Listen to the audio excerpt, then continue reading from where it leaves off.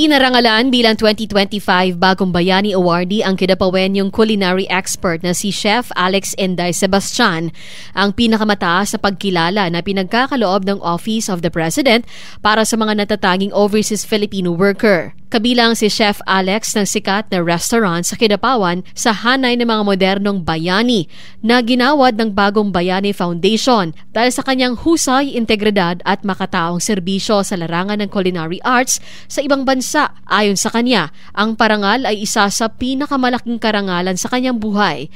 Ginawa niyang layunin lang sana ang pag-OFW upang mabigyan ng mas maayos ang buhay ng kanyang pamilya at anya, napabuti ng Diyos dahil nagawa niya ito higit pa sa kanyang inaasahan. Dagdag pa niya, ang award ay paalala na ang kabayanihan ay maipakita sa araw-araw na pagsisikap at serbisyo saan man sa mundo. Pinasalamatan niya ang DMW Region 9, ang Bagong Bayani Foundation, kanyang mga mentor, kasamahan, staff, kaibigan at pamilya. Ipinagmamalaki ng buong Kidapawan community ang tagumpay na ito.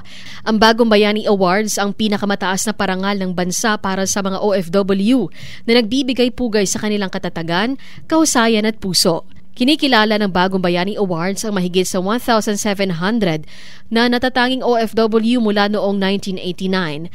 Ang kanilang mga kwento ng sakripisyo, tapang, malasakit at paglilingkod ay nagbibigay inspirasyon sa isang bayan na itinatag ng pagkakaisa, dignidad at pag-asa.